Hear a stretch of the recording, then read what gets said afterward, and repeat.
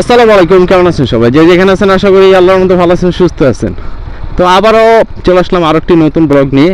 আর এই রাস্তাটি দেখানোর কারণ হইতেছে এখানে একটা কিন্তু বিষয় আছে, যে বিষয়টা হইতেছে আমরা যে রাস্তাঘাটে যেসব রাইড করি বা অনেকেই দেখা গেছে টায়ার মায়ের ক্ষয় হয় বেশি। আপনারা হয়তো জানেন না বা অনেকেই জানেন কোন রাস্তায় টায়ারটা ক্ষয় হয় বেশি আর কোন রাস্তায় ক্ষয় হয় না।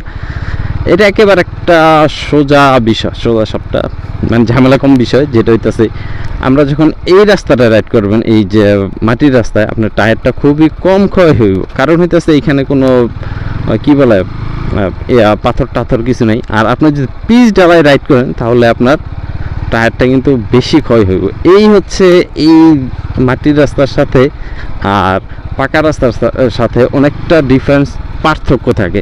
কারণ মাটির রাস্তার মধ্যে অত ঝামেলা নাই, কিচ্ছু নাই, ঢালাই নাই, মালাই নাই, কিচ্ছু নেই, সোজা সুন্দরভাবে চলতে পারতেছেন। আর পাকা রাস্তায় চলা যায় ভালো, মাটির রাস্তা থেকে অনেকটা পারফরমেন্স ভালো পাওয়া যায়, কিন্তু টায়ারের বিটগুলো খুব তাড়াতাড়ি ক্ষয় হয়।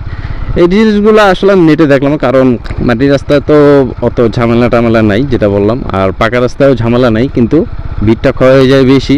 আবার পিচ ঢালাই রাস্তায় কিন্তু ব্রেক ধরে কিন্তু একটা মজার ব্যাপার স্যাপার আছে, কারণ টায়ারের সাথে ওটা অ্যাডজাস্ট হয়ে যায়। মাটির রাস্তা টায়ারের ব্রেক টেক ধরে মজা পাওয়া যায়, এমন না যে না পাওয়া যায় না। এদিকে কিন্তু বিল আছে, কিন্তু সুন্দর একটা বিল দেখতেছেন এখানে, মানে একেবারে সুন্দর একটা পরিবেশ বলা যায়।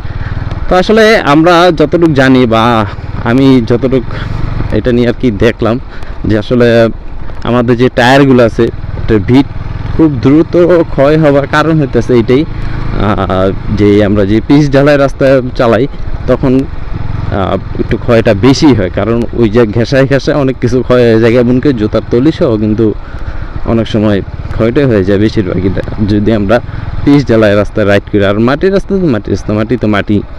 তো আসলে এই দিকগুলো যদি আমরা বিবেচনা করি তাহলে দেখবেন অনেক কিছু আপনারা জানতে পারবেন। একটু সতর্ক হলে আপনারা বাইকের বিটটাকে একটু ভালো রাখতে পারবেন। দেখা গেছে এই যে কাদা মাদা চালাইতেছি, যাওয়ার পরে আমরা যদি আমাদের বাইকটাকে যদি একটু ফ্রেশ টেস্ট করে নিই, মানে ধুয়ে টুয়ে যদি ক্লিন করে ফেলাই, তাহলে আমার মনে হয় না অতটা ক্ষয়ক্ষতি হবে। কারণ এই কাদার এই মাটির মধ্যে কিন্তু অনেক কিছু ধুলাবালি, কাজ টাজ, তারপর ভাঙ্গা টাঙ্গা আরও কিছু থাকে। এই না যে মাটির রাস্তায় রাইড করতেছি দেখে যেন ভালো, এখানে কিন্তু সবচেয়ে বেশি খাতারনাক জিনিস থাকে, যেগুলো হইতেছে তার কাটা আমার কাটা আরও আবিজাবি জাতীয় যা আছে, তবে ওটি ঢুকে গেলে কিন্তু আকাম। আবার আপনার পিচ ঢালাই রাস্তায় থাকে কিন্তু মাঝামাঝি না, ওইটা হইতেছে যখন আপনি পিচ ঢালাই রাস্তায় রাইড করবেন আপনারা সবসময় চেষ্টা করবেন মাঝামাঝি যাওয়ার জন্য, মানে মাঝখানে থাকার জন্য। কারণ পিচ ঢালাই রাস্তায় মাঝে কোনো ময়লা টয়লা বা ওরকম কিছু থাকে না, থাকে হইতেছে কিনার, যতটা দেখবেন সবই হচ্ছে কিনারে। আর আর যেটা মাটির রাস্তা এখানে সবখানেই থাকে, কারণ এখানে অনেক ধরনের ময়লা টয়লা থাকে। আপনার চাকার ভিট কম ক্ষয় হবে, কিন্তু ক্ষতির পরিমাণটা অনেকটা বেশি হয়ে যেতে পারে।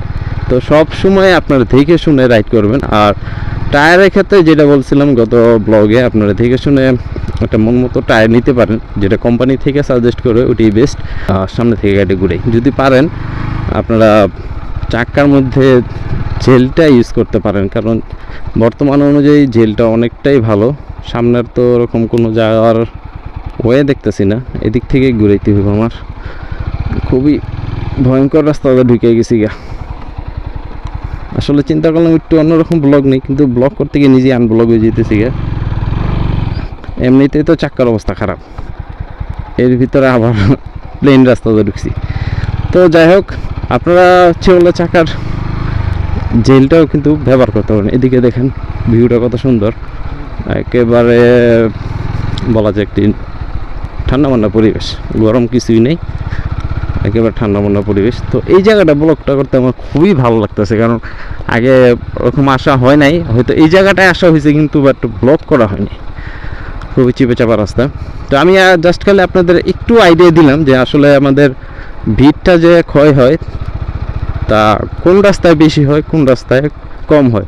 তবে সবচেয়ে বেস্ট হইতেছে পিচ ঢালাই রাস্তাটা, কারণ ওই রাস্তায় মেঘ আসলেও চলা যায়, আবার তুফান আসলেও চলা যায়। কিন্তু এই যে মাটির রাস্তায় মেঘ আসলে তো চলার জন্য কোনো উপযোগী নাই, আরও বরং যে দেখা গেছে অনেক সময় বাইক কাঁধে নিয়ে হাঁটা লাগে, বা বাইক থেকে নাইমে তারপরে দেখা গেছে বাইক রাইড করা লাগে। তো ছোটোখাটো বিষয় নিয়ে আমি আপনাদের সাথে নতুন নতুন চেষ্টা করতেছি। আসলে জানি না কতটুকু ভালো করতে পারতাছি, সেটা আপনাদের ব্যাপার স্যাপার, আপনারা বলতে পারবেন। তো বিদায় নিচ্ছে আজকের মতো এখান থেকেই, কারণ সামনে একই রাস্তা, ওরকম কিছুই নাই দেখার মতন। দেখা হচ্ছে আপনাদের সাথে পরবর্তী যে কোনো ব্লগ নিয়ে, নতুন কোনো বিষয় নিয়ে, নতুন কোনো জিনিস নিয়ে। সকলে ভালো থাকবেন, সুস্থ থাকবেন, আর আমার জন্য দোয়া করবেন আমি যেন সেফলি এই রাস্তা থেকে বাসায় যেতে পারি, কারণ নিজে এখন আল্লে ফেলাইছি। সকলে ভালো থাকবেন, সুস্থ থাকবেন, আল্লাহ হাফেজ।